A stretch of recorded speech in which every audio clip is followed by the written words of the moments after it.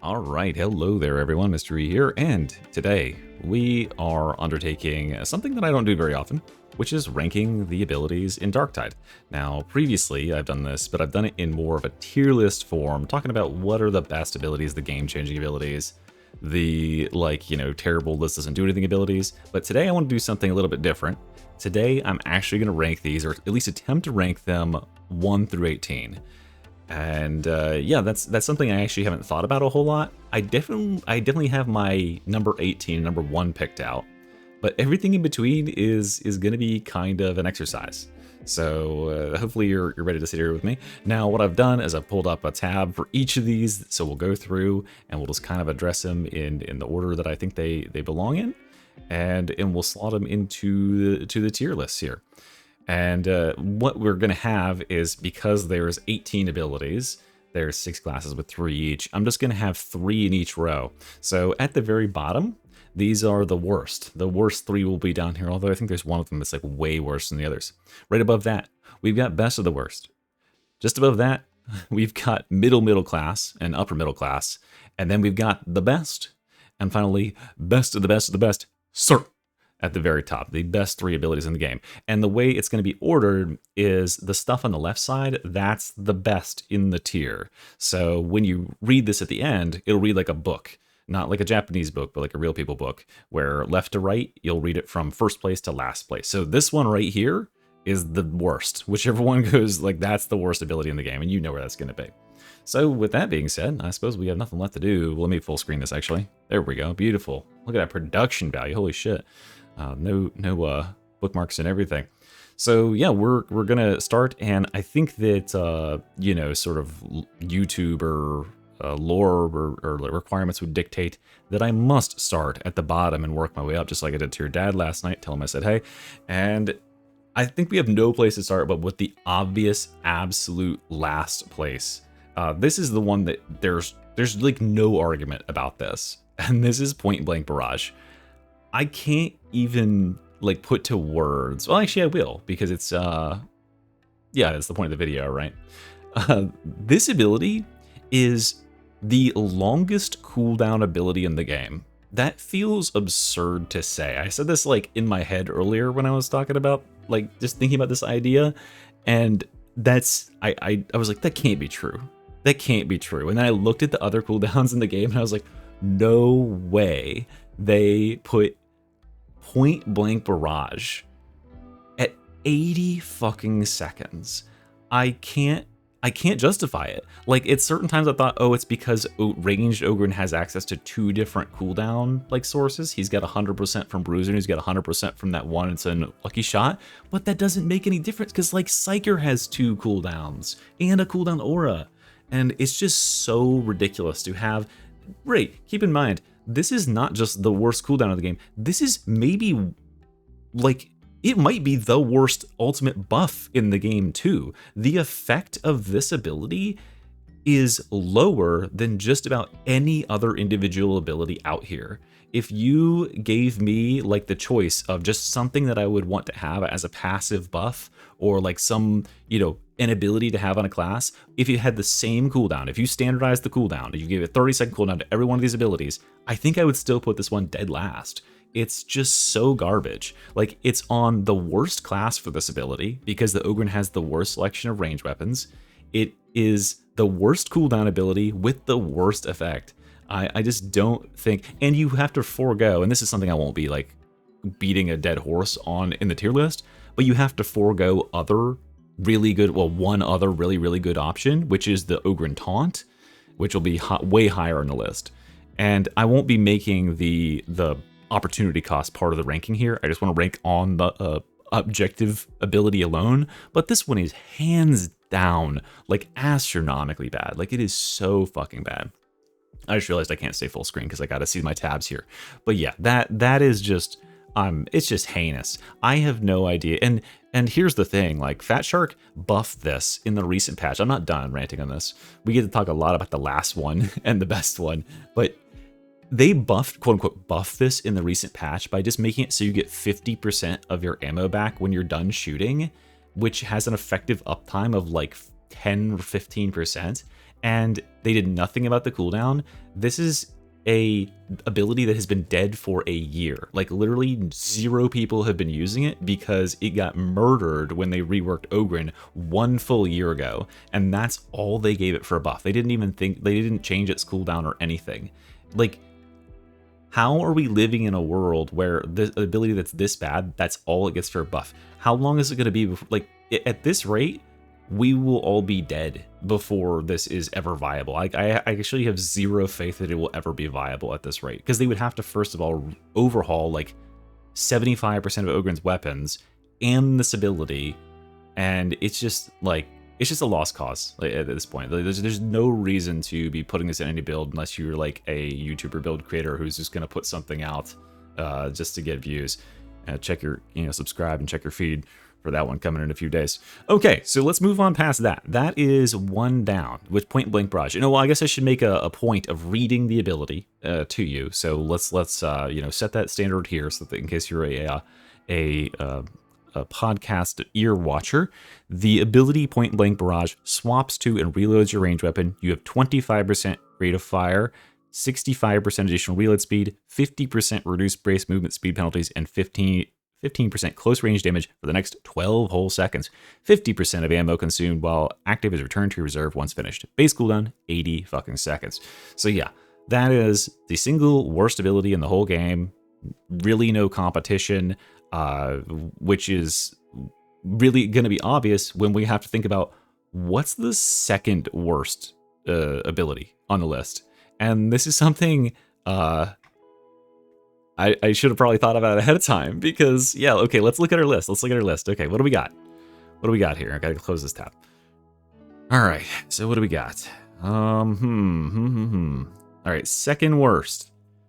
Okay, so is the second worst ability on Zealot? No. Is it one of the 2 left in Ogryn? No. It's maybe one of the veteran ones. It's definitely not Psyker, it's definitely not Arbides, and it's definitely not Hive Scum. I think the second worst ability in the game is Infiltrate. I think it is. I think this is the second worst ability in the game, and Infiltrate is actually okay. Like, that gulf right here is insane. The delta between these two. Keep in mind, Infiltrate has received buff after buff after buff, which is bringing it up to something that you might kind of consider using. It has a 40-second cooldown. Let's read the ability. Why am I just doing what I exactly said I was going to do? Infiltrate, there it is. Okay, so here's Infiltrate. Replenish all your toughness and enter stealth for 8 seconds. Gain 25% movement speed for up to 8 seconds. When you leave stealth, you suppress nearby enemies. When you're in stealth, and for 8 seconds afterwards, you have 30% additional damage. Attacking makes you leave stealth. So, like, this, again, the structure of this tier list is not like these are the worst, but it's just in order. But if I were to kind of like draw on a graph, like here, like if I were to like illustrate the way that this looks in terms of where these abilities are, it's like we've got what this is like point blank barrage down here, and then here's your line of like good to bad, and it's like here is where Infiltrate is, and then all the rest of the abilities are like up here, and then you have like a couple that are way out here, right? Like it's like the gap between Mars and Jupiter in the solar system. It's fucking insane how bad this is, even compared to Infiltrate. Because, okay, let's go back to Infiltrate. Infiltrate is, as far as like what this can do for you, a 30% damage buff is really big. Like, that's a really big buff. It's while you're in stealth and for 8 seconds afterwards. So think about this, right? You have to attack enemies to break out of stealth, but what you can do is you can put a bunch of dots on enemies, and veterans actually happen to be very, very good at applying dots. You could run a knife with bleed stacks. You could also use the talent on the veteran tree that applies 2 stacks of bleed on hit. You could run a recon lasgun with burn stacks, and you could go into a boss. You could put all those stacks on them. You could focus target them, so they're taking an extra 30% damage from focus target, and then you go stealth. And because the 30% damage applies to bleed state, it's just 30% general damage, it'll turbo boost. Like general buffs like that are very, very powerful to dots. So it'll turbo boost those dots, and it lasts for 8 seconds after you're out too. So the only problem with Infiltrate is that it is not a very good fit for the class that it's on, because it has such a long cooldown. I mean, it's only 40 seconds, right? But because the Veteran doesn't have that very like solid survivability that the Zealot has, the Zealot, as we'll see later on, has Shroudfield, which is 30-second cooldown, which is not that much shorter, right? But and it's a way shorter like time that you're in there. However, the Zealot is super, super slippery and evasive. He has the survivability second to second to get into melee, kill someone in melee, and then get out. And the Zealot has like inbuilt stuff that makes there's an inbuilt part of Infiltrate now, or Shroudfield, that makes you like drop aggro more or less, which is really, really useful. So I think this is like honestly approaching usable, but the problem is again, it's up against Voice of Command, which is going to be way up high in the list. But it is the second worst ability in the game, but it's a long, long distance away from how bad Point Blank Barrage is. Just be clear there. Okay, so that's Infiltrate down. Second worst, place number 17. Now, what do we got? Place number 16. I don't think we're ready for Hive Scum yet. Desperado's somewhere in the lower half, I would say. I honestly think all of our BD's abilities are pretty strong. Maybe Castigator's is a little bit lower down. It's definitely not Psyker. All of Zealot's abilities are very strong. Charge is somewhere down here. But honestly, I think it might be... It's between, for me, it's between Executioner Stance and Ogryn's Bull Rush. I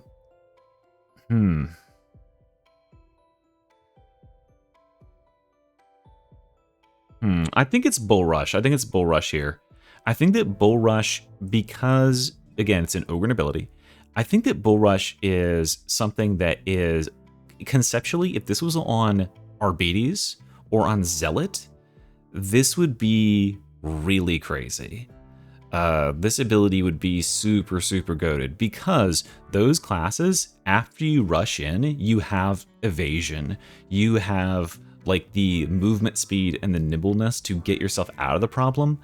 The problem with Bull Rush for specifically Ogryn is if he goes in deep to a situation with a good Bull Rush, he runs over all the enemies, but if there's other enemies that can see him, now he's completely exposed, and he doesn't have the passive regeneration of these other classes. He doesn't have, except for, taunt is the only way he really gets that stuff.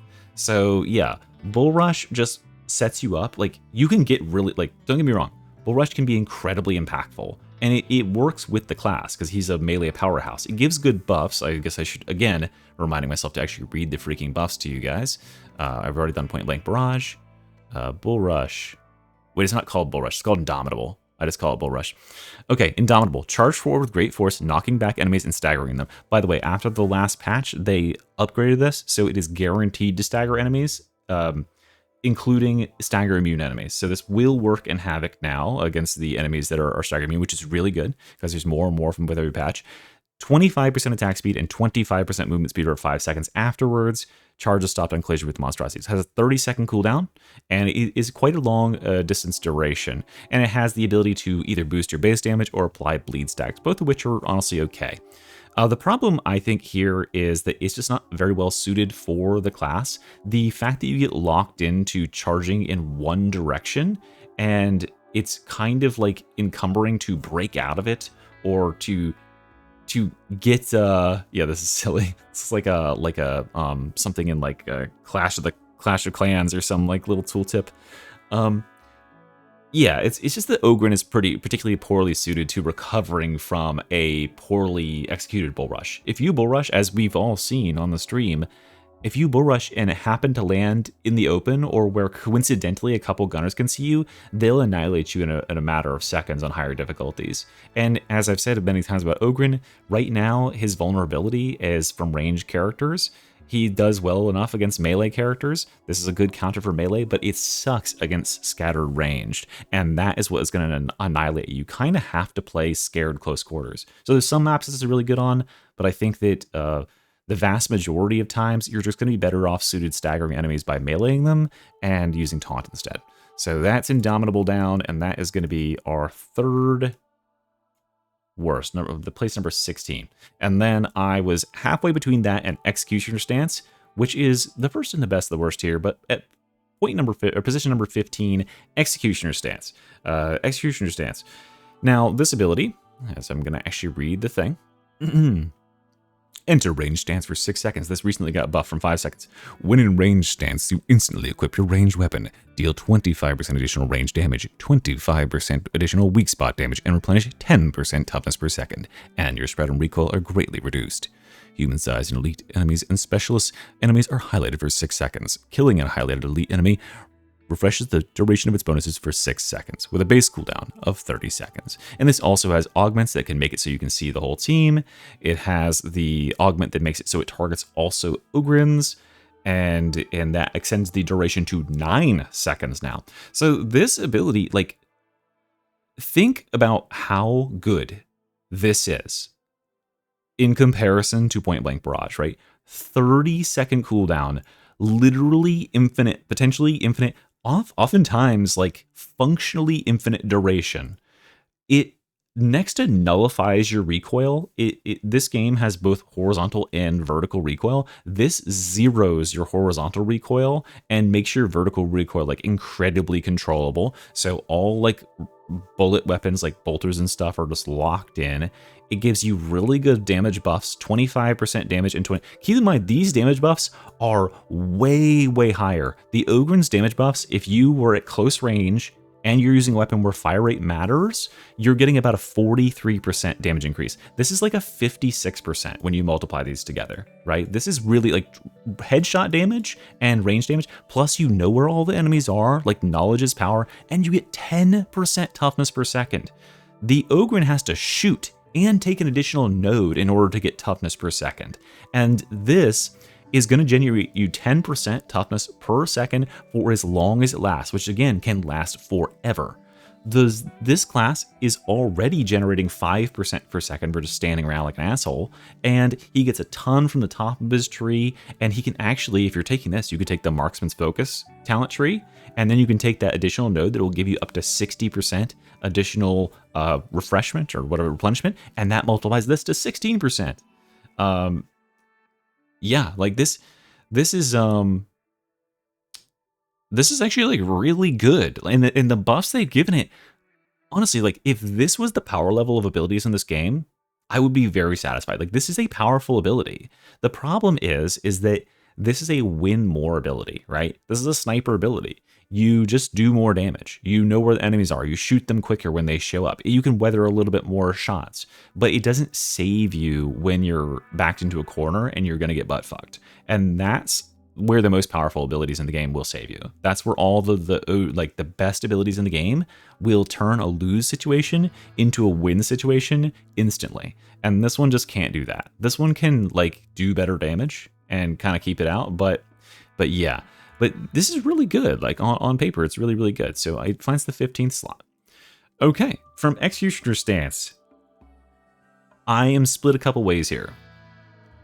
One of my selections potentially is Desperado.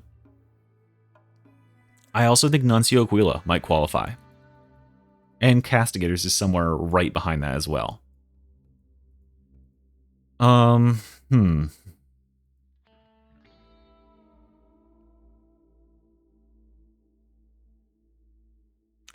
gonna say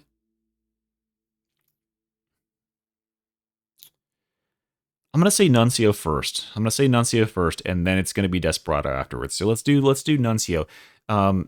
Reason being here, I don't think that the buffs. Let's talk about what Nuncio offers. Okay, so you deploy a Nuncio Aquila in the target direction. Allies within 7.5 meters of this thing, which you've all seen, it's this little speaker boy, and it broadcasts some battle hymns or whatever, admonitions, and it replenishes 7.5% toughness per second, 30% additional suppression dealt, 30% impact, and minus 25% recoil, all of which is pretty much useless, right? And you are immune to stun, slowdown, and suppression.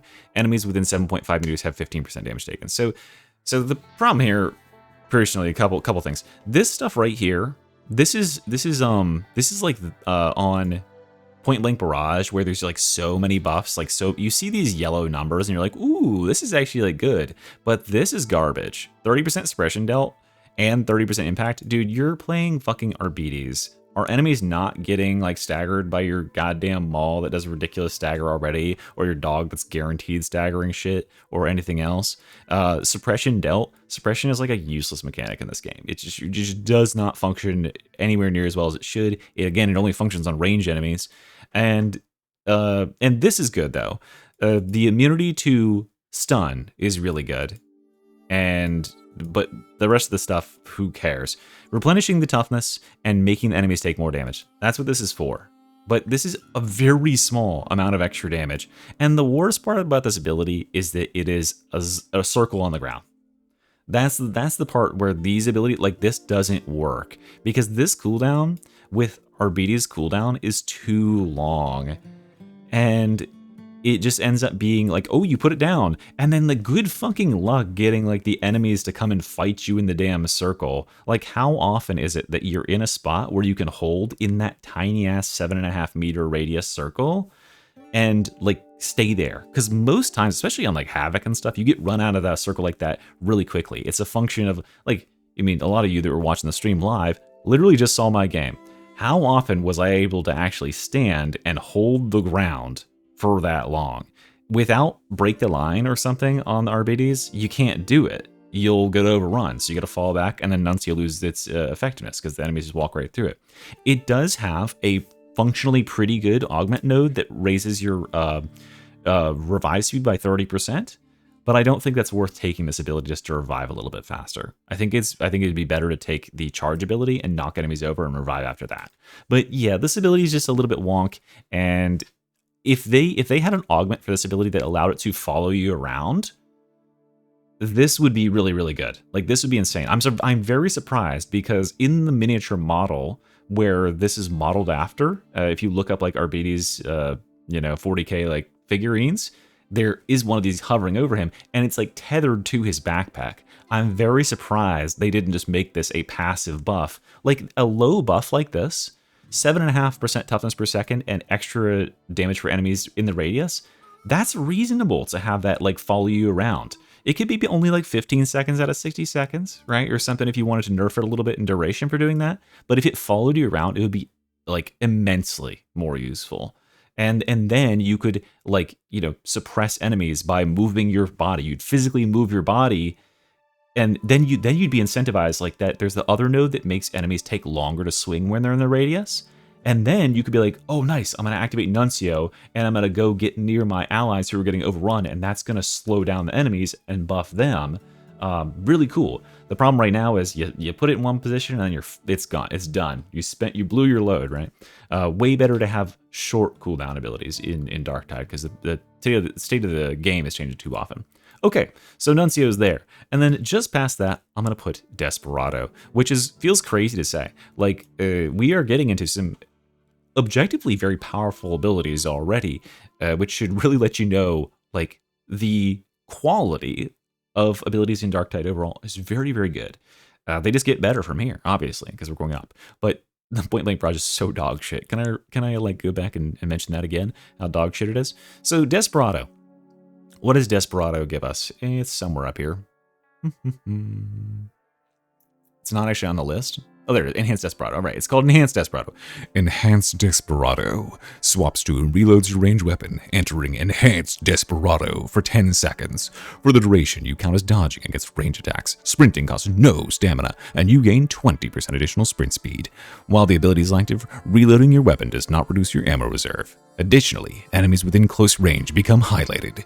Killing highlighted enemies with a ranged weapon extends the duration by 1 second. After 20 seconds, the extending becomes diminished. Base cooldown, 45 seconds. So, this ability, good ability, right? The problem for this ability is that it doesn't really offer you a whole lot that the Hive Scum can't already do in spades, right?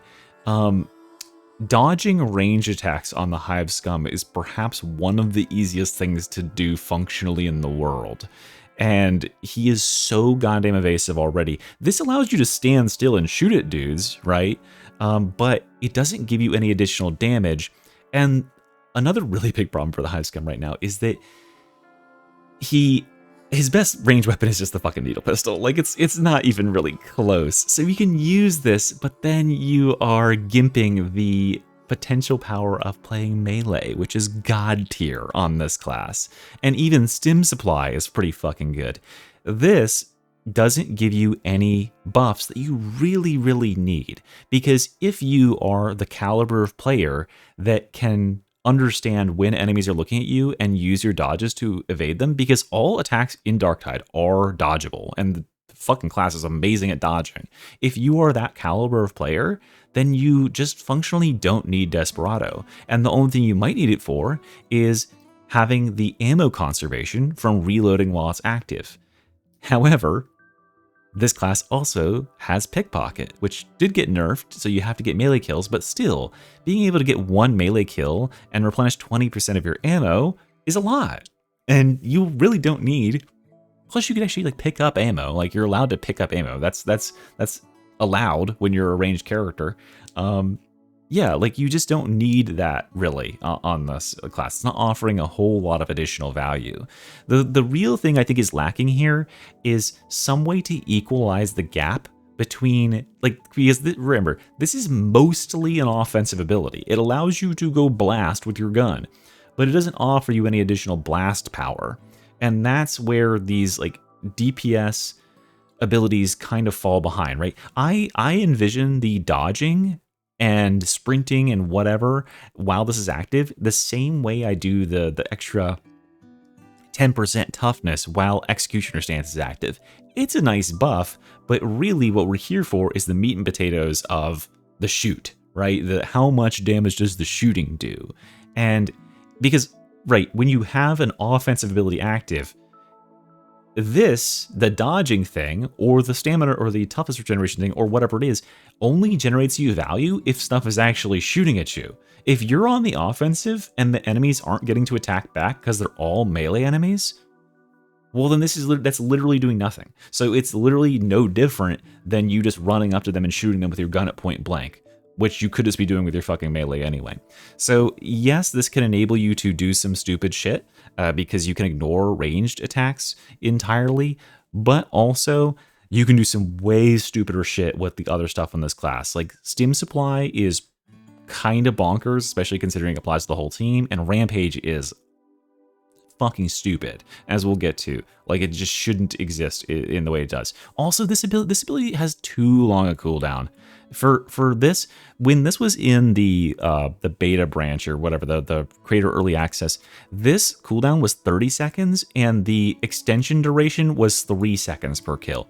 It's just not feasible to kill an enemy every second with your range attack, because the problem is the second you find an enemy who takes more than like 2 bullets, or you have to reload in the middle of that with like your double pistols or whatever, you immediately dump 3 seconds of time and then you run out. Like, it's really, really fast that you run out with this thing. And by the way, the extending becomes diminished. It doesn't specify this, but what that actually means is you get 1/10 of a second for every kill after that, which is garbage.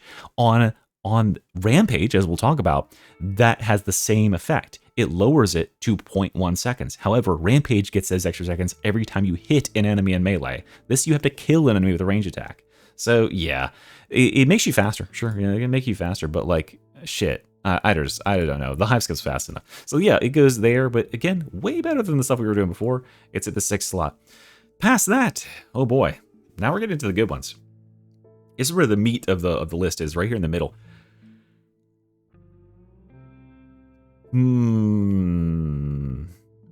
What do we got? Okay, so we got, I don't think we're ready for Zealot yet. I think all these Zealot ones are good. Taunt is definitely not down here. No Psyker ones. It's Castigator Stance. It's got to be Castigator Stance. Yeah, Castigator Stance has got to be the next one.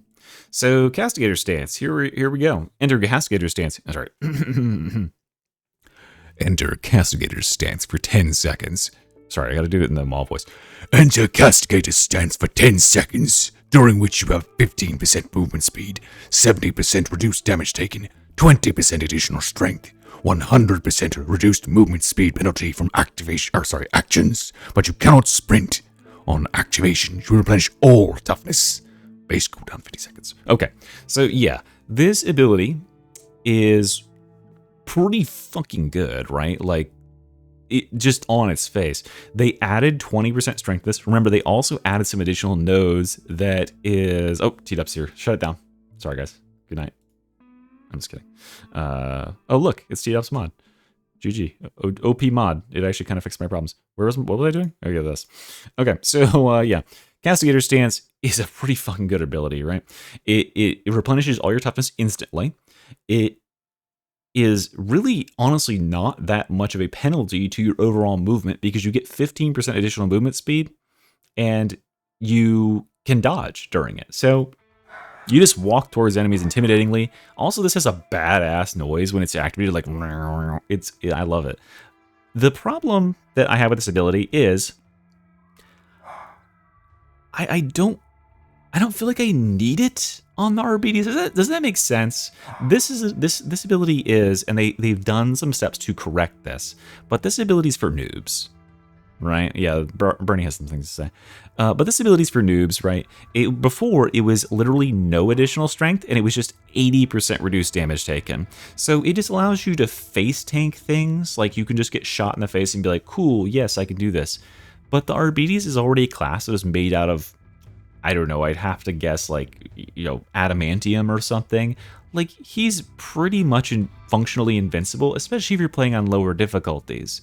On Havoc, though, 70% reduced damage taken is good, but you can still get your ass kicked. Like, you can actually still get destroyed by the amount of damage that some of these enemies are able to do. So, yeah, it's a good amount of damage taken reduction, but you know what the best damage reduction is in the game? Evading damage. Like, not getting hit at all. And if you can't sprint slide, then you can't advance effectively towards enemies.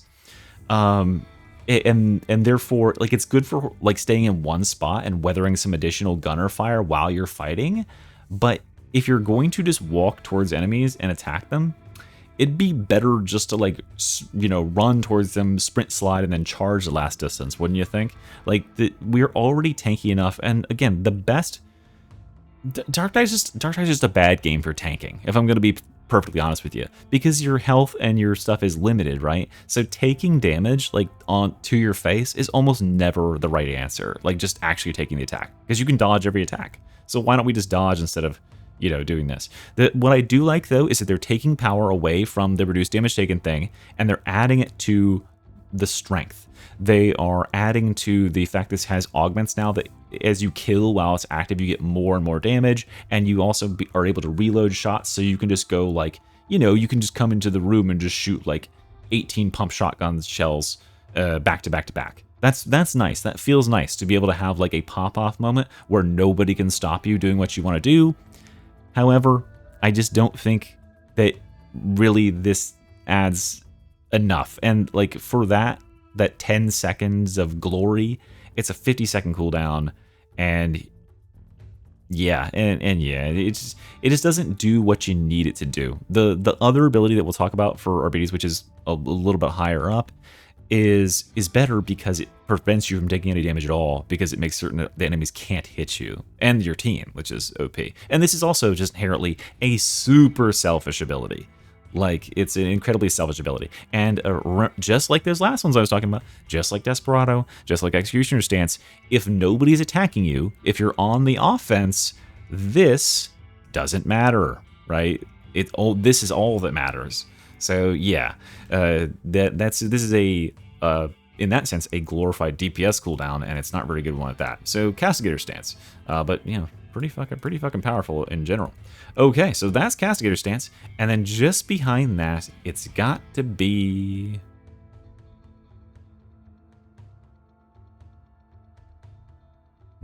oh, Jesus Christ. Oh, man, we got some really good abilities left. Holy shit.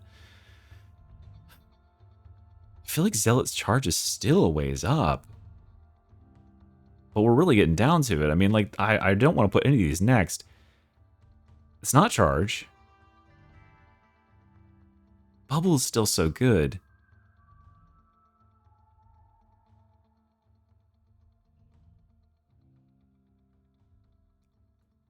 Is it charge? No, it can't be. Shroudfield's better than charge, because Shroudfield is silly. But, and it's not Scrier's. Maybe it's bubble. Maybe it is bubble. Okay, it can be bubble. It can be bubble. Okay, I'm satisfied with saying it's bubble. I mean, honestly, like, look at the ones we have left, right? These abilities are fucking absurdly powerful. Yeah, I think that bubble is probably the next one. Or sorry, this is not called bubble, because now people will use it for something other than bubble, right? Wink, wink, wink. No, they won't.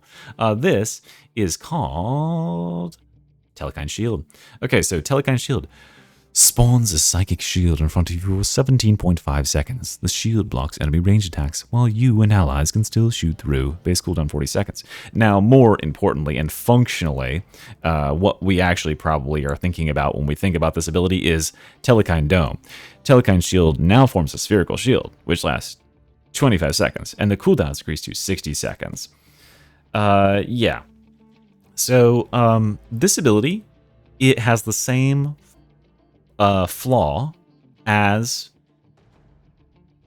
this one, as Nuncio Quiller, right? It establishes a position in which you can fight from.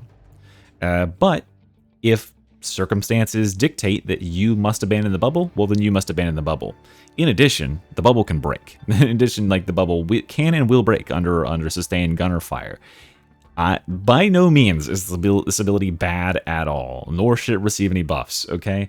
This ability is part of the Russian nesting doll of defensive layers that make Darktide a slog to get through. It slows the game to an absolute crawl. It's unfun to play and unfun to watch because players are afraid to go anywhere without the cover of the precious damn bubble. And personally, and this is, let me get off my soapbox here, personally, I feel like abilities like this make you a lazy player. They make you a complacent player who is used to taking chip damage, who's used to getting hit by, you know, poxwalker enemies. Because if you're playing on non-havoc difficulties and you're in the bubble, the regeneration from the bubble plus your passive whatever, you can get hit by like smaller enemies and not even care, right? You just tank them to the face. I think the game would be much better off if abilities that could just constantly pump you toughness like that with no real downside and protect you from all gunners would not be so like completely normalized. Because the whole idea here is that you get good enough to dodge every attack, and this just allows you to face tank it, as will a couple of the other ones. So yeah, that's the downside of it. That's why I would rank it low. And but in terms of its overall power, very powerful, right? This is the ultimate fuck you, cuck you to a ton of enemies. This thing hard counters trappers, flamers. It hard counters beasts of Nurgle. It hard counters the ranged twin, gunners of all sorts. You know, they can actually burst the bubble, but like they're the scattered individual gunners, and this is what I said in my recent video about this ability and whether or not it got worse. But the real OP thing about this ability is that the vast majority of the damage you take from gunners in this game is not from the hotshot las gunners. It's from the little bullshit loser gunners who are scattered all around the arena, and no one wants to take the like 40 seconds it would take to go around them all up and execute them, right? So you just kind of leave them, and then they get into these stupid positions and they shoot you and they pepper you while you're doing other stuff. And they'll chip your toughness right before you get hit by a melee attack, and that's when you take damage, right? So this prevents that. And this prevents, because the damage is not enough to break the bubble. So the bubble just allows you to have a safe spot where you don't have to worry about getting pestered by this stuff. Oh wait, completely blocks snipers obviously as well.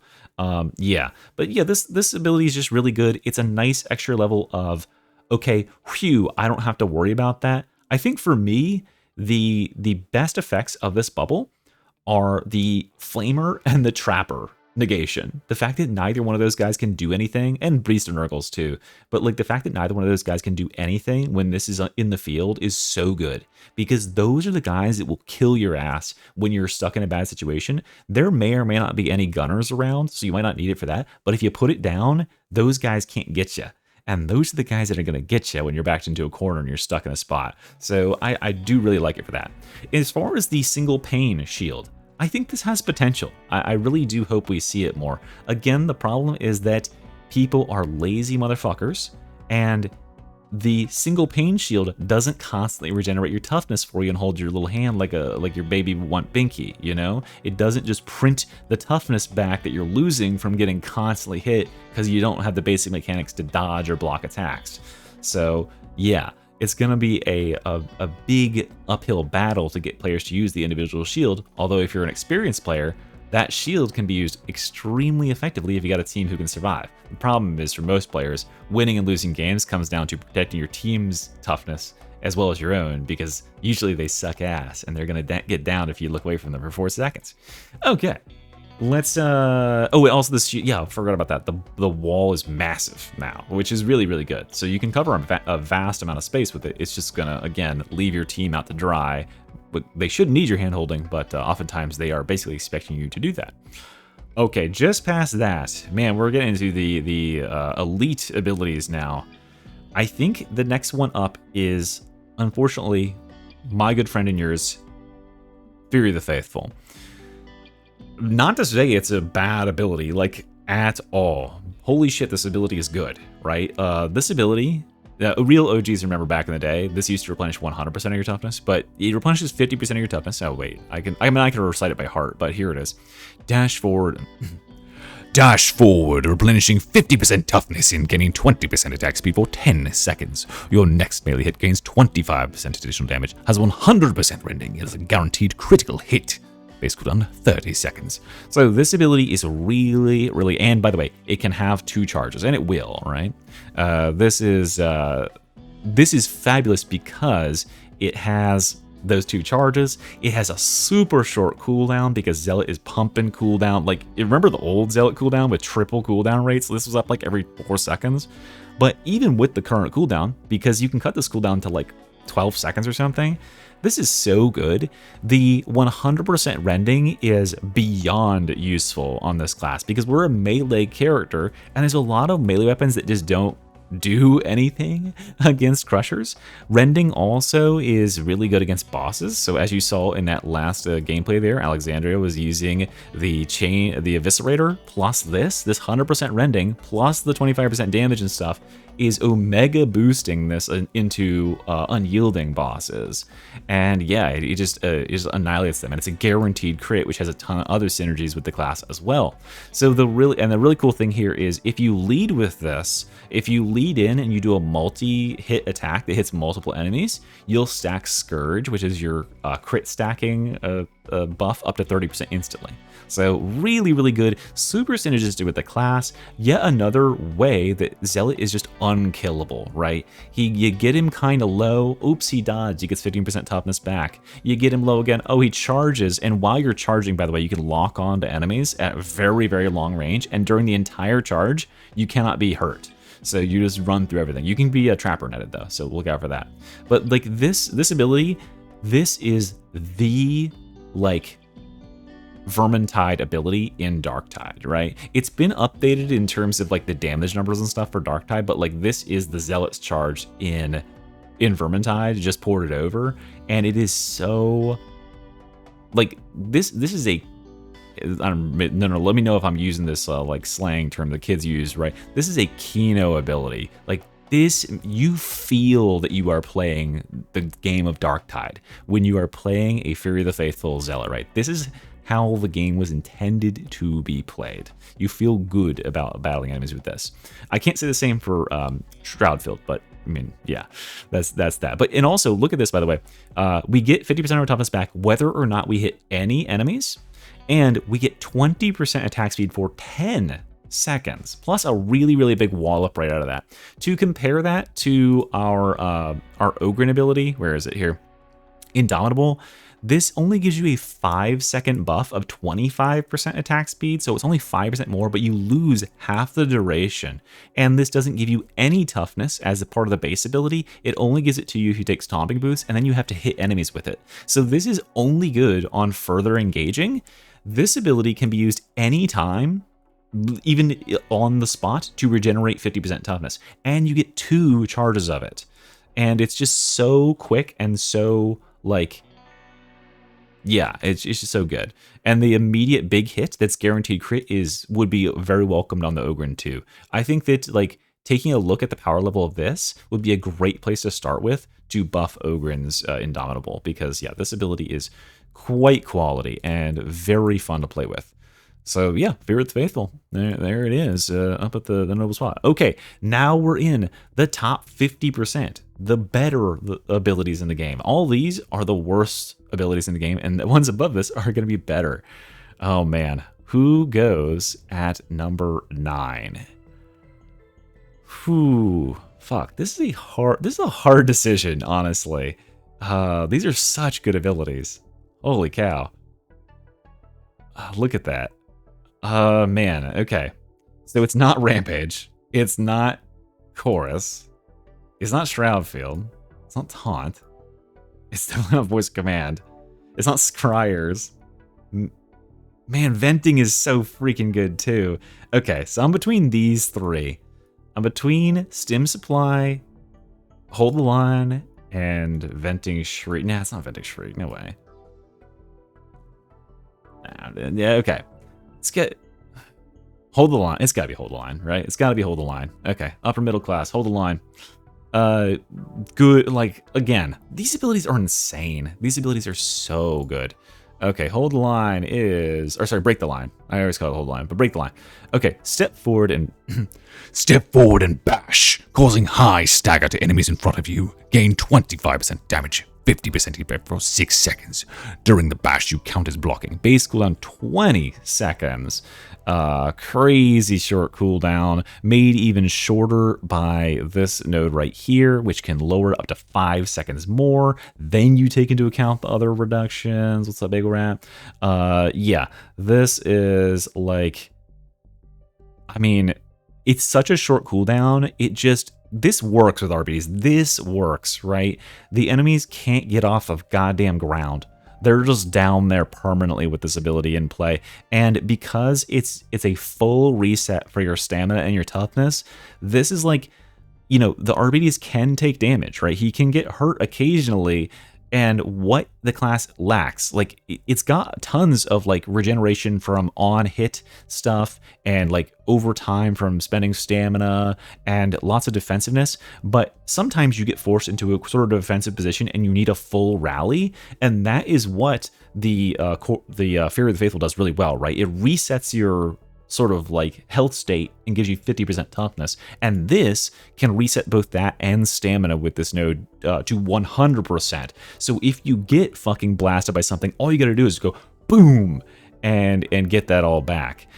Plus it staggers whatever you're doing. Like, it's a table flip, right? You are on the back foot against a set of enemies, and you can reverse it on them. You can reverse the tables and then beat them to death while they're on the ground. Of course, it also has immense, like, you know, synergy with a ton of other stuff in the class. But also, it's a win more button, because if you engage with enemies before they even see you, you flatten them and they don't even get to interact with the game at all. And this saves your team as well, because it just lays the mouse and they don't get to play. So yeah, this is super, super good.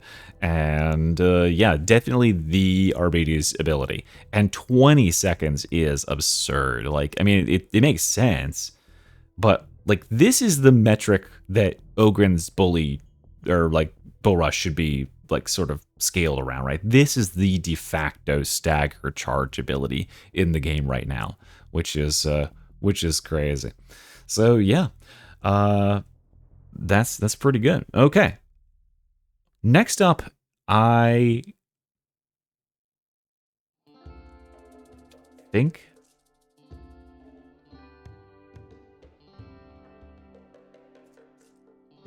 it's I think it's Venting Shriek. Wow, that feels crazy to say. Venting Shriek is such a good ability. So Venting Shriek. Venting Shriek, here we are. All right. Venting Shriek. Unleash a wave of warp energy that staggers enemies in front of you. Quells 50% peril. Base cooldown 30 seconds. And you can get this modifier here, Becalming Eruption, which decreases peril generation by 1% for each enemy hit, stacking 25 times. But the real one that people are after here is Creeping Flames. Venting Shriek applies 1 to 6 stacks of Soul Blaze to targets hit based on your current peril. So the things that are really important about Venting Shriek. Venting Shriek is a way to permanently sustain your rotation of your like peril economy and just keep casting, which of course is like sort of the way to play Psyker. Venting Shriek has an absurd range and can stagger enough to knock dogs and stuff off of your allies. And it goes through all terrain.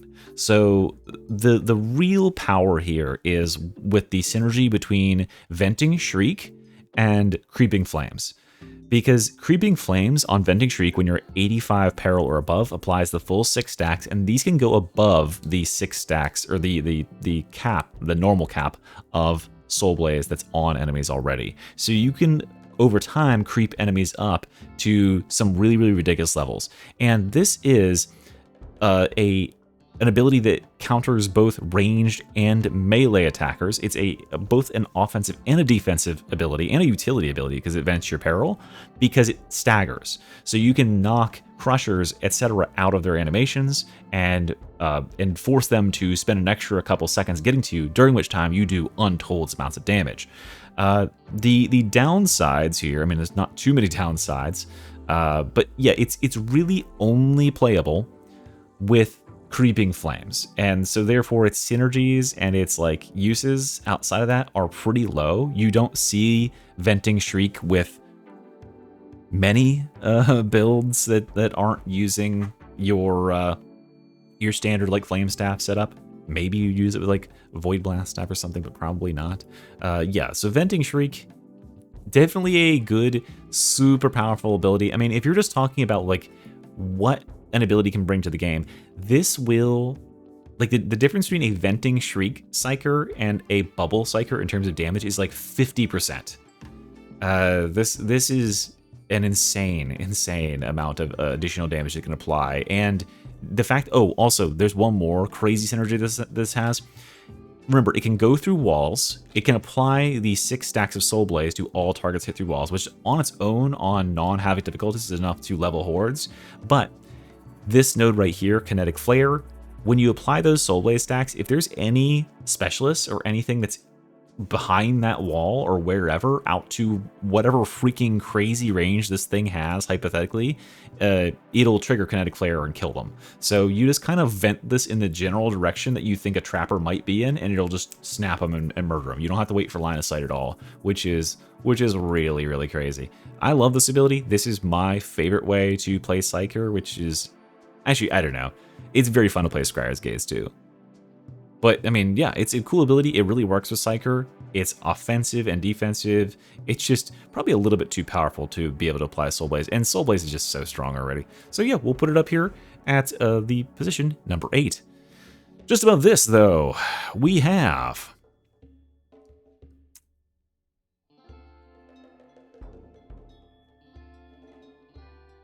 Chorus? Shroudfield? Probably Shroudfield, right? Chorus is just too good for everybody. Okay, Shroudfield. Shroudfield. Okay, man, we're down to like the best of the best right here. Well, not yet. That's up here, but Shroudfield. Okay, we ready to break the line. Shroudfield. Here we go. Shroudfield. Enter stealth for 3 seconds. While in stealth, gain 20% additional movement speed. 150% backstab damage, 150% finesse damage, 100% critical chance, and 100% melee rending. Attacking makes you leave stealth. Base cooldown 30 seconds. So yeah, Shroudfield is just, I mean, stealth is just so broken in this game.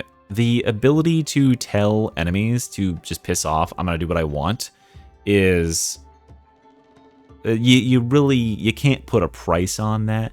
The only way an ability can be better than an ability that just allows you to have free actions is to just allow your allies to act with impunity. And by the way, finesse damage is your damage on headshots and criticals. So yeah, this is a massive, massive increase to the damage. So what this allows you to do, and we have to read the extra augments here because these are where it is really important to take these extra augments, specifically this one. Mastercrafted Shroudfield makes this duration 5 seconds instead of 3, and when you leave stealth, you get 75% threat reduction and 50% backstab damage for 5 seconds. So effectively, you get a 10-second window in which the first 5 seconds, the enemies can't even perceive you're there. The next 5 seconds, the enemies are paying attention to anything else but you. If your allies are anywhere nearby, they're going for them instead. So this enables you to do the things that are required to win the game, right? Such as the fucking objective, such as rescue an ally, who's downed or trapped or whatever it is. Just a really, really just useful ability. And it should come as no surprise that many people who speedrun or competitively challenge themselves to play this game, they don't use this ability because it's just seen as an unfair advantage when you can turn off the enemy AI and just get them to fuck off and get a full reset in the process, right? Because this also, as you saw there, it gives you, wait, where's the part where, oh, there it is. Yeah, you take this as well. You get 50% of your toughness back when you use it, and when you leave it, you get 30% damage resistance. So in the period of 8 seconds where you're actually quite vulnerable, you get some extra tankiness, and then if you do get hurt, when you go into it, you get 50% toughness. So it's also a nice little reset button, and then you can just get yourself the fuck out of there. It's super synergistic with the Zealot because the Zealot is so fast and so evasive. He has enough cooldown to get this thing down to a pretty short amount of time, and he can just rinse and repeat all damn day. Like the enemy will, if you have this and you have, I would say functional to high levels of mechanical skill in the game, they will literally never catch you, right? You will always have something up your sleeve to pull out and get the fuck out of the situation. To the point where the only downside of running Shroudfield is if you can't contribute in the same way you can with other supporting abilities like Chorus, so your team might die. However, in that situation, you can always affect a clutch, right? There's no way the enemy can stop you from going and getting the res, more or less. So yeah, the bonkers ability. Of course, you can also just one-shot blat bosses. We've probably all seen this. Last year was the year of the Fat Mangus. This plus just face tanking stuff because of the extra 30% overall damage, not just toughness, but just general damage resistance. It just enables you to blow up bosses, tank damage to the face, and then if things get too hot, oh, I'm not here anymore. I don't know who you guys are looking for, and then you go and do whatever the fuck you want. And so it's just free action. It's just free action all the time. You just take an extra turn every round, and it's OP. But yeah, that's Shroudfield for you. And that was at the number 7 slot, which means the last 6 here are incredibly cracked. Now we're down to the nitty-gritty of stuff. I think next up... Man. We're getting close to the time where I gotta say taunt. But it could also be Scriers.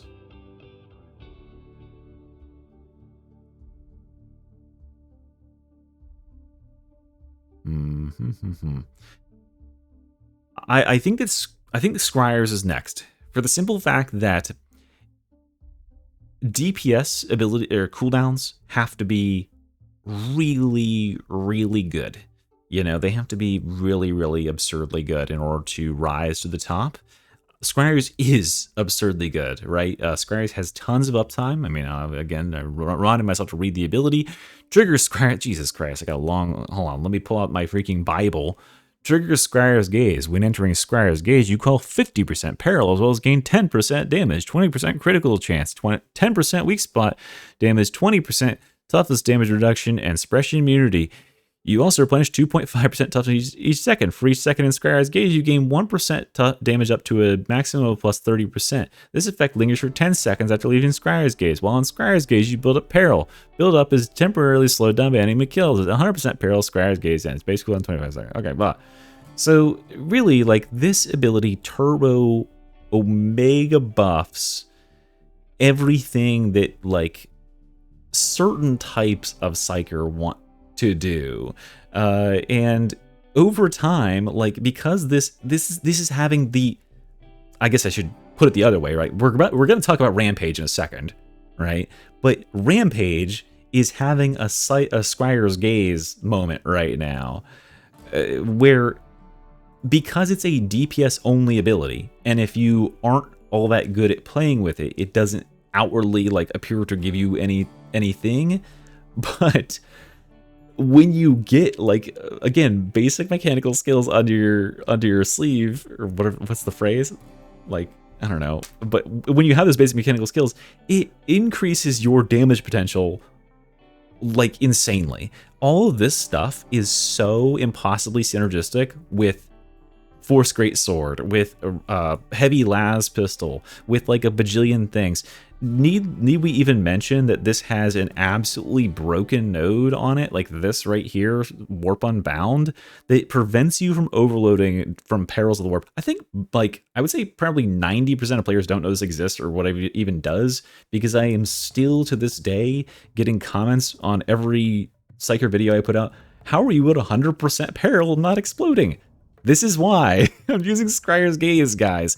You can just free cast. You can do whatever the fuck you want. You can free cast for 10 full seconds after this is over, which allows you to functionally break the cooldown and like whatever economy of the game. Like this, and this ability has no cooldown. I don't know why they list a cooldown there, because the way that this game calculates cooldown is, yes, this pauses your cooldown timer while it's active, but guess what still goes? You can still get cooldown from Psykinetic's aura. So you just get cooldown while this is going on, and while it's in the overcap phase where you get the effects for 10 seconds after they end. Like, there's no other ability in the game that has an active ability that's this strong, and then once the ability's over, you still get 10 or 30% additional damage, plus 30% finesse damage, which is, like, again, super synergistic with all the, like, stupid things. Like, yeah, this is the ability you don't need 4% CDR for, because you will have the cooldown up by the time it's over. Also, by the way, it's been 6 months since they changed this node, and Quelling still has 3 Ls in it. So, you know, time's ticking, guys. So yeah, this ability is just absurd. It is a testament to, like, just power and feature creep. Every time I have checked the patch notes over the past like a year that I've been covering the game, it gets like one more buff added into it. Last time around it was this. It was a 2.5% toughness per second. I think there was maybe something else too, but yeah, it just keeps growing. It's looking like a goddamn Cassante tooltip. Yeah, it's crazy. So yeah, it's up here in the best tier, and right behind it, damn, this is hard. Is Rampage... I mean, yeah, these last ones are pretty crazy. It's, for me personally, Rampage is functionally an insane ability. Book is a win. Like, you just win with Book, right? So Book is up here. This is also absurd. Stim Supply is also absurd. I think it's between these two. It's between Taunt and Rampage. I think I'm biased because like Hive Scum is good and Ogryn sucks, but yeah, I'll put this here, and then I believe, well, we'll figure it out from here. Okay, so Rampage is up next. Again, like crazy, right? Look at. Okay, just to give you an idea of like how I scrabble together my ideas of like where the powerful classes in the game are. Psyker ability, Hive Scum ability, still to be declared Hive Scum ability, right? Like These abilities are insane, and they've got multiple of them on the same class, multiple choices. So Rampage, replenish all toughness and enter Rampage for 10 seconds. For the duration, gain 50% melee power, 20% melee attack speed, and 25% damage reduction, as well as becoming stun and suppression immune. Melee strikes extend the duration by 0.3 seconds. After 20 seconds, the duration extension granted by each hit is reduced, and that means it's reduced to 0.1 seconds, I believe. Actually, this one might be different. I think it is 0.1 seconds, though. But yeah, base cooldown, 30 freaking seconds. So, someone please explain to me how 30 seconds on an ability that gives you, by the way, this without any additional buffs on it, effectively, this is 50% melee power. So this is 1.5xing your damage. This is 1.2xing the 1.5. So that's like 70% additional. No, it's like a little bit more, like 75% additional damage. And this lasts for 20 seconds, and it can extend on hit, on strike. So every time you hit an enemy, at least one per swing, you get 0.3 seconds. So this can functionally be way longer, and it has a 30-second cooldown. Why is Desperado with the same duration of 20 seconds, which requires you to get kills, 45 seconds, and you get no additional damage out of this, and you have to spend resources to play a build like this, right? This just says, oh man, sorry man, you gotta melee enemies. I know it's super hard in Hive Scum to melee enemies. I mean, it's dangerous. You gotta get real close to them and stuff. Oh man, like, geez, you don't have any good weapons in the class, so let's give you a huge freaking boost in base power. That'll help. Yeah, this is not, like, these aren't equivalent at all. At all. And that's really where I see the delta here is Desperado gives you no additional juice, and it's way hard to keep up. This can stay up like forever, and it gives you so much power. Oh, thank you for subbing. Who's saying? Who's subbing? We got a wolf in the middle of the stream. Hey, K-Uma, thank you for becoming a member. All right, so yeah. Let's talk about the augments here also, because the augments are super essential to the overall like picture here. You aren't playing this ability without Boiling Blood. It extends the duration by 1 full second against elites and monstrosities. When you're playing on difficulties that are like Auric and above, really, or even Damnation and above probably these days, like 50% enemies generously, or conservatively even, are elites. And this also means you can just solo boss. No problem. This is kind of still useless. They did a little bit of a buff to it, but I still think it's kind of useless. Forge's Bellow, very high quality sort of utility for it. It just opens up enemies wide open so you can do whatever you want to for a good amount of time, slows them down.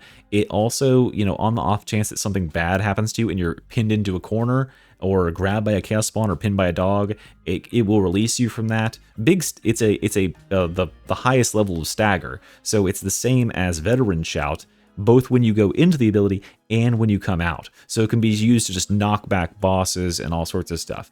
And then Pulverizing Strikes gives 50% cleave while this is active, plus because it definitely needed an extra 25% melee power while this was active. That's what the ability was lacking. So yeah, you hit cleave, which kind of functionally like breaks, you know, the design of weapons, because you've already got 50% cleave down here. So yeah, you get like these weapons that aren't supposed to cleave. We saw this with the twin shivs, is they were just bonkers. They still are bonkers broken because you double your cleave when you're using Rampage with them. So like they can't really make a low cleave, high single target weapon because this class is like fuck you. And you also can't make a low base damage, high multiplier weapon because Hyperviolence says fuck you. But that's just Hive Scum for you. So yeah, scaling upon scaling upon scaling, full reset of your toughness makes you super tanky to be in because it makes you stagger and stun immune, and it also gives you 25% damage reduction to both health and toughness, on top of a bunch of other damage reduction that the Hive Scum class has. So yeah, a rare case where a somewhat defensive buff also has so much juice. We're going 1.8x on this, and then with the extra 25%, as you said, 2.1xing your base damage, right? And then that gets multiplied up the chain by all the headshots and criticals that you're doing, because this class has, again, conservatively, like a 55% crit rate, which is normal for this day and age, I suppose. So yeah, and this also has a functionally like a 10-second cooldown, because you're taking this with it, which is a 30 to 40% cooldown reduction, and then you are going to take 12% on your cures as well. Okay, so moving on past this, we have the last 4 abilities. The last 4. I believe that it is probably Taunt next. Okay, so Taunt. Taunt. Yeah, I think Taunt. Okay, so Taunt is stuck on Ogryn, is one of the big problems with it, right? Taunt is really, really good, though. Like, okay, Loyal Protector. Taunt enemies within 12 meters, making them attack only you 15 seconds. This effect repeats after 3 seconds and after 6 seconds.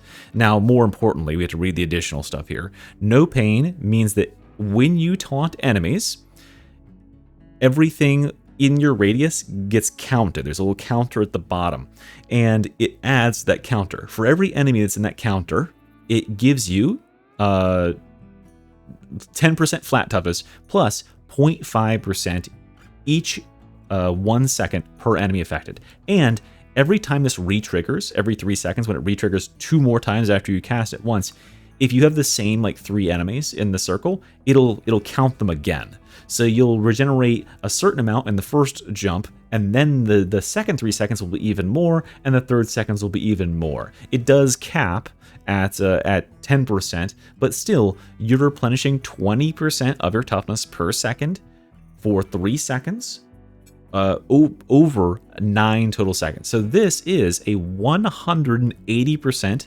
toughness replenishment, because you can get up to 20, and generally it is 20% per second for 9 seconds. So yeah, this is really, really good. Like this is so good, because, and also it holds the retention. By the way, the taunt lasts for 15 seconds, so you'll get the toughness over 9 seconds. But the taunt lasts for 15, and this controls enemies, plus also it staggers. It has the full, the highest level stagger, just like Shout does, just like our lovely Rampage we just talked about does. So yeah, this controls all enemies in the map. And remember, if they have to hit you, and they are melee enemies, then they functionally can't hit anybody else. If you can position yourself in such a way and make yourself avoid damage, if you are good at avoiding damage or blocking damage or stopping enemies from hitting you, this means that enemies can't deal damage to anyone else. So it is immensely, immensely powerful for that. It's immensely powerful for positioning.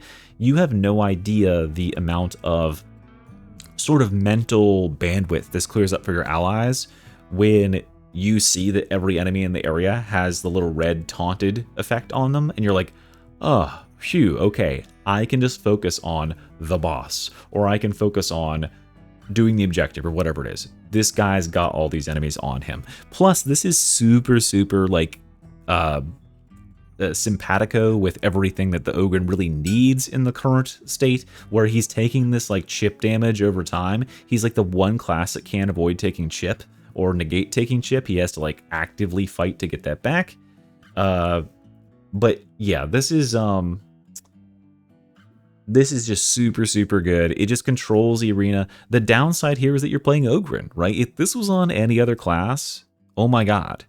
Oh my god. Like, this would be nuts. But, like, the downside here is you are Ogryn, and Ogryn has caps and limits, whereas other classes really don't have limits to how they can be played. If this was on RBDs, oh my god, you'd taunt everything and you'd run.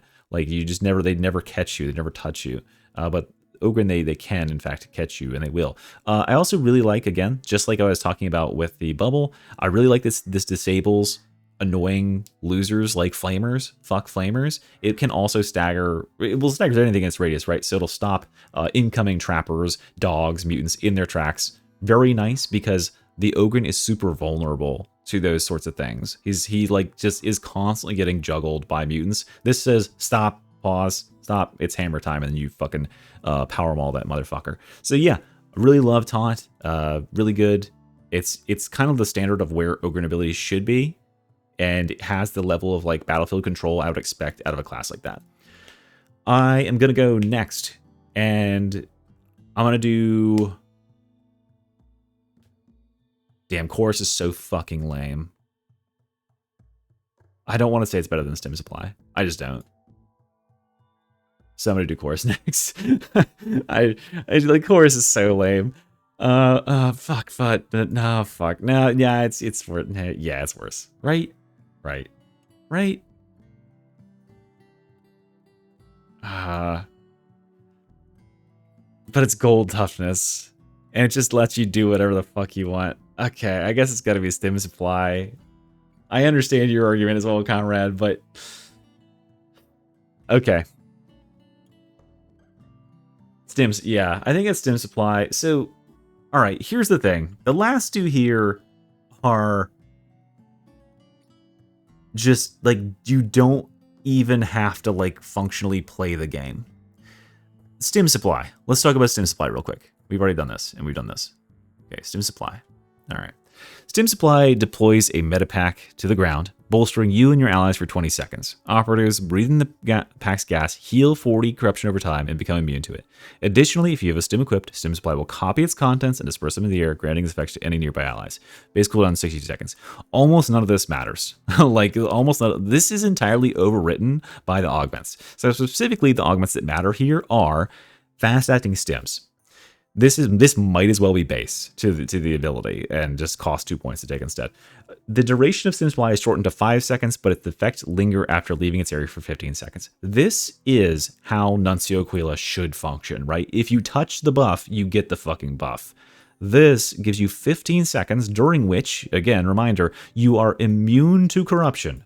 There are so many stupid, corrupting garbage effects in this game that limit what you can and can't do, usually with your movement.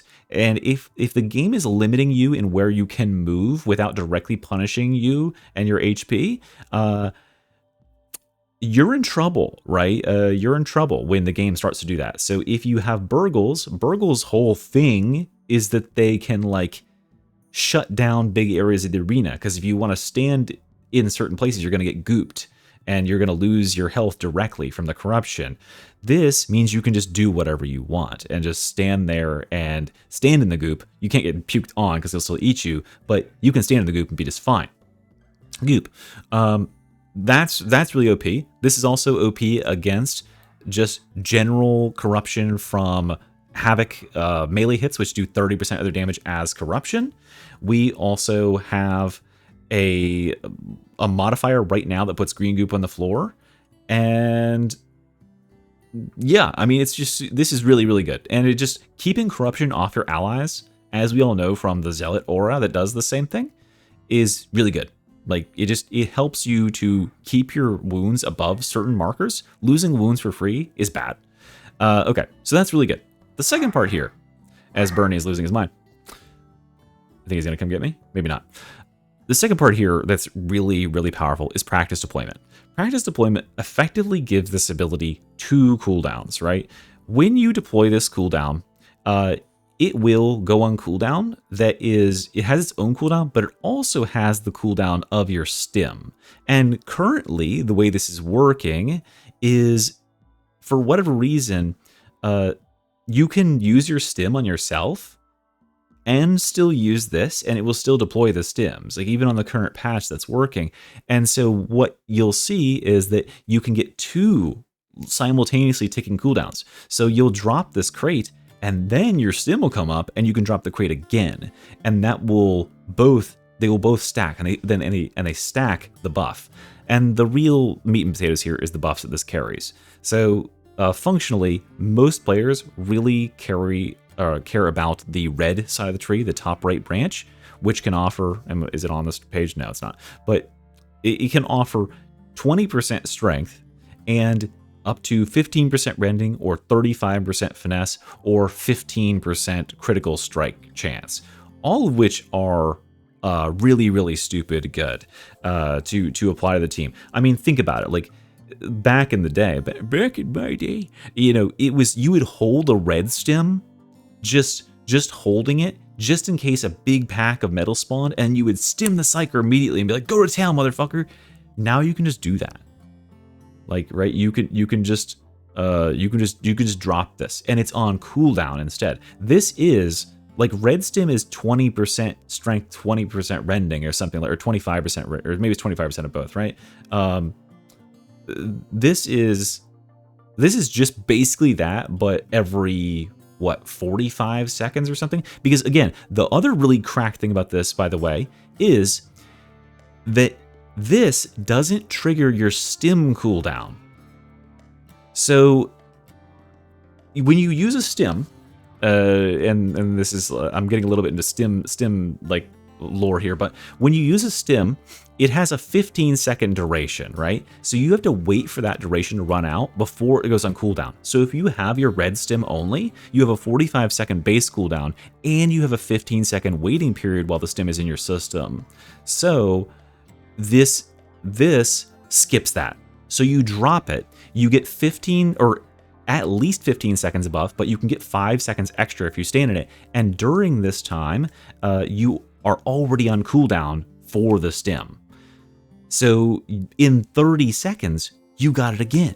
And every 30 seconds, you can keep dropping red stim for you and your entire team, which is a massive increase to your overall damage. And that really, on high levels of Havoc right now, is, like, especially right now, because the density and the spawns are so insane, is so functionally useful, because you can overwhelm the enemy spawns. It is a DPS race. You must beat back the hordes. And of course, yes, this synergizes incredibly well with Chemical Dependency, which is the only good keystone for the Hive Scum. It just automatically gives you Chem Dependency, which, yeah, they fixed that like a long time ago. But yes, it's going to give you, you could very easily run maxed out chems with this, no problem, because it gives, like, you can stack these. Even if you have a full stim, a 90-second cooldown stim, you can run this and still get 4 stacks of maxed out chems and get the additional toughness damage reduction. As you just saw with my Toxic Commando stim tank build, you can just replenish 50% toughness every 15 seconds. Just drop it, and it just keep popping it at minimum, so, or at maximum. So yeah, that's stim supply for you. And the fact that this allows you to negate those annoying toxic, you know, general corruption-based mechanics, plus just buff all the time, is just so quality. And I love the versatility this provides. Also, I really love the toughness addition of the branch. If you take that, one thing I've noticed, and I'm going to be making a build exploring it, but basically the toughness branch, for whatever reason, can I just go to the Hive Scum real quick and just show the tree? This branch right here, this works every time you step out and step into the area of it. So all you gotta do is do some edging and just, like, do this with the edge of the circle, and you'll just keep getting this buff of your toughness replenished. So you can just, like, top yourself, you can just and top yourself off, which is pretty cool. I wonder if there's something really easily abused with that. Unfortunately, it doesn't, like, stack these other ones, but it'll just keep giving you the toughness over and over. But yeah, this is a super jank and very powerful ability. All right, at second place, it's our lovely friend, the Chorus. I mean, Chorus. Remember how Chorus used to have like a 15-second functional cooldown because you could get like triple cooldown rate, and it was stupid, and it would literally just pause every game forever. I was de facto AFK in games of Havoc 40, running around, stabbing dudes in the back, immediately chorusing again, walking to the next enemy, chorusing again, and just carrying by doing nothing. And it's the most boring possible way to play. However, I cannot deny this ability's efficacy. This ability is incredibly synergistic with so much stuff in the game. And it is the direct counter to this game's ultimate levels of bullshit, right? This ability, the reason it's in second place is because it is overkill in terms of what it does for most of the game. On Havoc, Upper Havoc, this is very, very powerful because the game will pull out stuff and try to murder you, and you need... Oh, right, I gotta read the text. My bad. Wield a holy relic that pulses energy waves every 0.8 seconds. While channeling, allies in coherency have stun immunity and invulnerability. One thing you probably never know, right? That you can't die when this is actually being pulsed on your team. You'll get stopped at 1 HP like until death.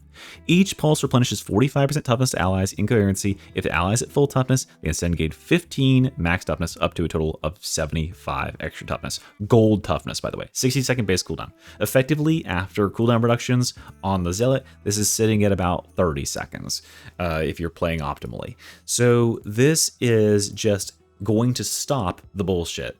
Stuff tries to kill you, you press the pause button, and you get 7-ish seconds where nothing can do anything. This allows you and your full team a full reset. You get not only your toughness reset to gold and overcap, and stop all the enemies in whatever they were doing, including bosses, all the way up, but it can stagger bosses. It can push them backwards. It can push them off of ledges. It can buy you invaluable time. And the amount of time that 7 seconds is in Darktide terms is like infinity, effectively. Plus, the Zealot, because he's the Zealot, has Providence, which is 25% additional revive speed, and you should have 36% on your curious, which is 61% revive speed, which means your revives are coming up in 1.4-ish seconds, right? You can use 7 pulses of this, and as the last 7th pulse comes out, you can get your ally up before they can move. And so it's just a free res as well, even if you're the only person left alive. This ability is, and a couple more things about it, right? You are going to use this node with it, Ecclesiarch's Call, 30% additional damage to you and allies in coherency. This lasts 10 seconds, and it starts at the 5th pulse, but it's refreshed every pulse after that. So for actually 12 seconds, it would be functional, because this is going to start at pulse number 5, and it's going to go 2 more times after that. So you'll actually end up at 12 seconds of this 30% damage buff to everybody on your team, which is a huge buff, and it's a great time to blast on bosses, because you'll push them into a corner, and then you can apply things like Skull Crusher and murder them. So the only downsides of this ability really is that it disables you, because you are channeling this. That's all you can do while this ability is active. You can move around. So, like, you know, core zealots who know what they're doing, the things you can do while this is active is you can pick up, like, you could loot ammo, I guess, right? You can get a stim or pick up a health pack or something. You can mantle on stuff. They finally added that. You can dodge, and you can tag things. And that's really it. It's knowing where to be and where to use it, because the cooldown of this got omega nerfed. But, I mean, that should tell you something, that this ability, even at getting its cooldown effectively like at least doubled, maybe tripled over what it functionally was before, is still one of the best in the game, because it's a hard counter to anything the game could do to kill you. And this is on top of Zealot, and like this on a more fragile class, maybe you could kill them, but you can't stop the Zealot from being able to cast this, right? He'll get it off, and then it's a full like tide turn. I would call this an absolute tide turner, because the amount that your team can get done in 7 seconds is pretty much everything. Like, you can just win any encounter with 7 seconds. It's enough time to burn down any boss. It holds the twins permanently immobile. Like, that's the stuff that probably shouldn't be part of this ability, where it literally immobilizes like the twins and the most dangerous enemies in the game, and just like everybody just stands still and does the disco dance, including you, and your team are the only ones that get to play. So yeah, this is, man, this is just, it's just so crazy, and it is they call it a chorus bot for a reason, right? But it's a stable way to win the game. I'll never stop recommending it. If you're a new player who's trying to climb Havoc and you don't really have the skills to perform as a DPS just yet, well then bring along Chorus. You can be a lot of use of the Chorus. And yeah, no shame in that, being a support. Okay, let's go on to the greatest ability of all time, and still at the top of the list, still slaying, Voice of Command, as we all call it, the veteran shout, right? So, Voice of Command replenishes your toughness and staggers all enemies within 9 meters. base cooldown 40 seconds, but that's not what we're here for, guys. We don't give a shit about that. What we give a shit about is duty and honor. Voice of Command now also provides you and allies in coherency with plus 50 toughness for 10 seconds. This can exceed your maximum toughness. This is something I neglected to mention with Chorus, because Chorus, for the most part, the additional 10-second buff of gold afterwards really isn't all that impactful. Because many enemies are going to be dead after the effect. This, because it is an instant free action to cast, you can do it while you're doing anything else. Stabbing, climbing a ladder, reloading, whatever it is, throwing a grenade. It is instant. And it is an instant reset of everything. You personally go to full toughness and then overcap by 50 toughness to gold. All of your allies could be given gold by this, or it can bring them up by 50 toughness. But either whether or not they are put to gold by this immediately, any regenerative effects for the next 10 seconds can give you back that gold. You now have a 50 plus 50 over cap. There's an empty shield there, like an empty shield bar above your HP. That's waiting to be filled. So all forms of regeneration can now fill this gold toughness bar. So this immediately makes every form of regeneration in the game insanely broken. Because what gold toughness is, which they never mention in any of the tooltips, but what gold toughness is a guarantee that no matter what you get hit by, if you have even 1 point of gold toughness on your bar, you cannot take any damage to your health. 1 point of gold toughness will let you take a 1 million damage overhead, because it functionally guarantees that you cannot take health damage. The only ways you can take health damage while you're golded is by standing in fire or getting hit by a barrel. It's environmental effects. So those are the only ways you can get hurt while you're in gold toughness. Or corruption, right? Standing in corruption, but environmental effects, right? So those are the only things you have to watch out for, which means that gold toughness protects you from every other source of damage. And the real functional thing for Chorus is the relationship between its cooldown, which functionally, admittedly did get longer with this last patch. It went from 30 seconds to 40 seconds. And the duration of the gold buff, which got nerfed in a previous patch last year from 15 to 10. Now, keep in mind that Veteran has this node right here called Tactical Awareness, which will double your cooldown, and usually does. And they can be benefited by having a Psyker on the team for 10% and having Curios that'll give them an effective total of 22% cooldown there. So you're reducing this 40 seconds down to about 30 with those cooldowns, and then your 30 is getting cut in half by Tactical Awareness. So down to about 15, let's say generously about between 17 and 20 seconds. The really, really important thing here is that this stacks with all other forms. There's no downside to having 2 veterans, because these will stack. You'll go to 100 if you use 2 of them back to back. This is just a buff that you can use at any time. It's free to cast. It also works in everybody in your coherency instantly, which means if you take Born Leader here and increase your coherency radius by 50%, the radius on this is massive. And what they've done with this recent patch is they have made this node here only in Death to the End free to take by increasing the base cooldown, but it's now free to take and revives allies. I am split on this. This is very powerful, potentially game winning or game savingly powerful. However, Shout and the stagger that it provides, because this again is the highest level stagger in the game, and it is instant, and it is a 9 meter stagger, which is immense. just stops all enemies from like being able to do anything. So everything around you just gets laid out on the floor, and you can do whatever you want in that gap. So if you got your revive speed, you shout, and then you just get everybody up. And the real thing here is that like the veteran's base damage and stuff, like he's not, the extra damage provided by these is in no way ever going to be as useful as the defenses here, because that gold toughness, the thing about these gold toughness abilities, and all these defensive abilities, right? Keep an eye on the list. Look at the bias of like these like support type abilities. They're up here. Of course, there's some really crazy outliers, but in general, the more you can stop damage from going out to your team is going to be the better.